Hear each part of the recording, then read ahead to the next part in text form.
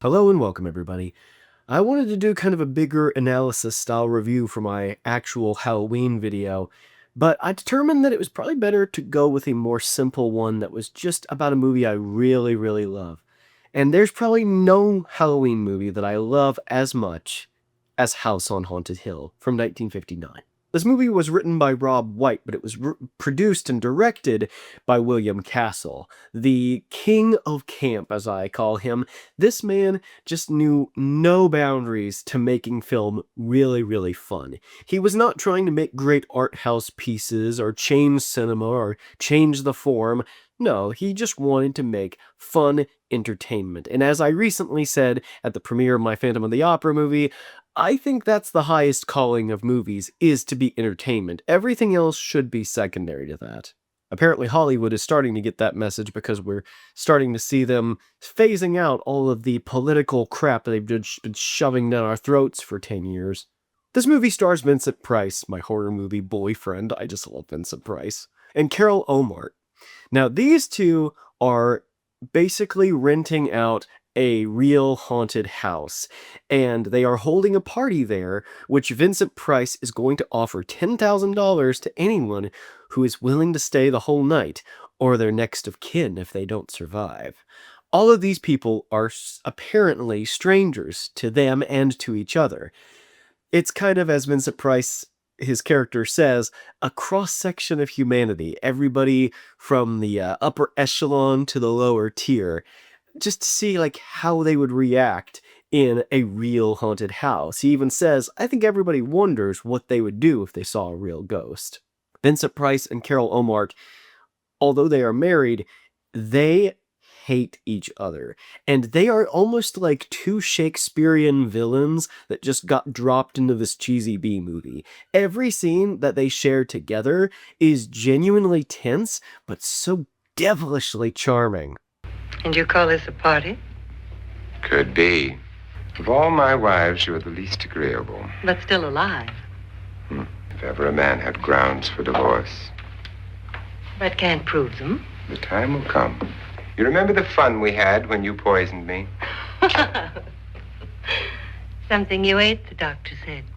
You'd do it again if you thought you could get away with it, wouldn't you? Darling, what makes you think that? Something about you. I hear that hanging is very uncomfortable, in case you get any more ideas.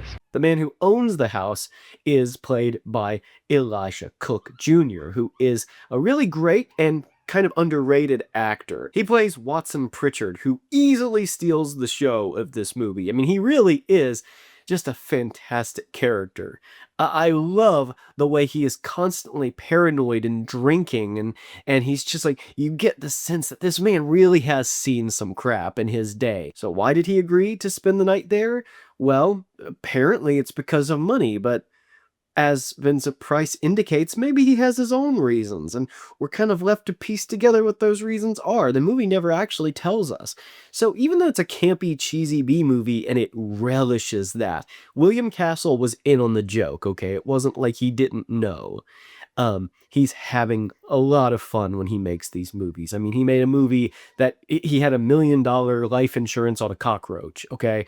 That's a man who knows that he's making garbage, but he's having a lot of fun making it. Every conversation between Mr. and Mrs. Loren, and every conversation that involves Elisha Cook's character, really is just priceless. They really play these parts like they are playing Shakespeare. I mean, they really take these roles seriously and play them very straight and eat up every bit of delicious dialogue they get.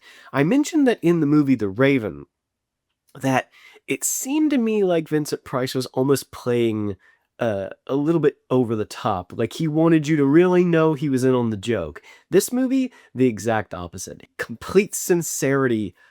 Now, I guess you could say kind of the secondary lead is Nora, a woman who works for one of Mr. Loren's companies, who is there again because she needs the money. These ghosts are obviously trying to drive Nora crazy, and in the end, that comes into play. Why is she the one seeing the majority of these ghosts? There's also a great moment with a dismembered head in a box, which is bloody, but it's black and white, and it's obviously a fake, like, prosthetic head. However, it is really genuinely off-putting. It is kind of a crazy visual.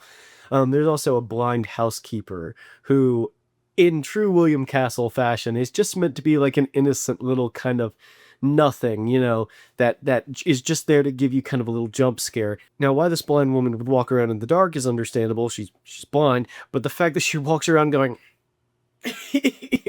and apparently on roller skates too, just adds a whole layer of cheesy campiness to some of these scares. They're not really scary, most of them, but they are really fun and entertaining.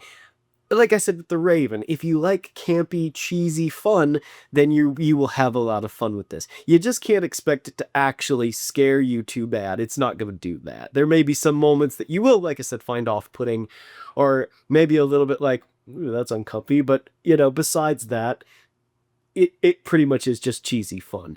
And that's what I recommend this movie for, if you really want to have some fun.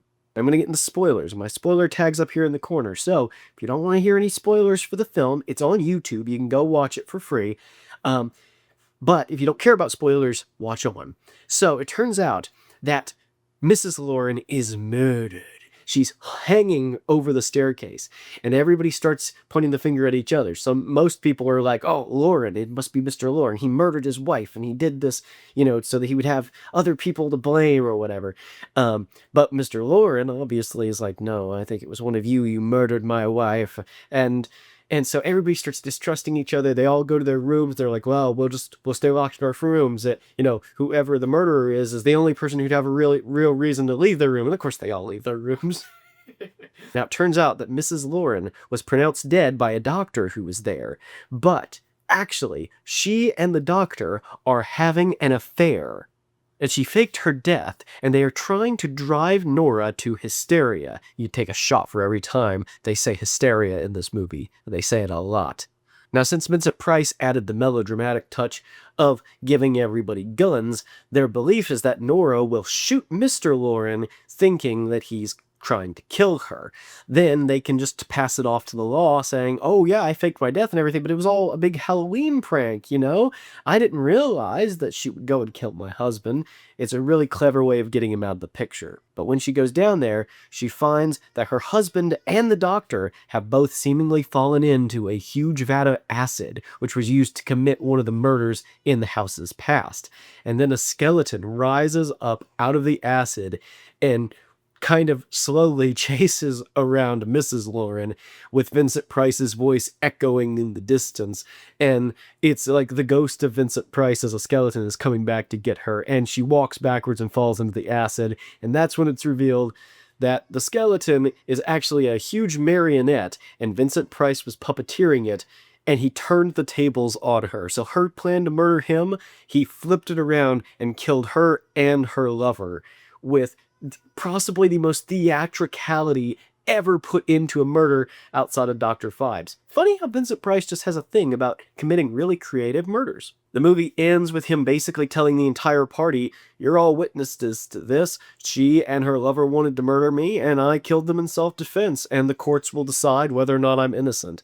And he just walks away, and that's the end of the movie. Gosh, I love this movie. I watch it a couple times every year. It's one of those films that is like a comfort movie to me. I could put it on any time and watch it and just feel cozy and happy that I'm watching it. I love these characters. I love the silly dialogue. I love the contrived plot.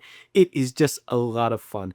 And if you want the Rambling Director #1 recommendation for what to watch on Halloween night, House on Haunted Hill is my #1 recommendation if you like campy stuff. And I love camp.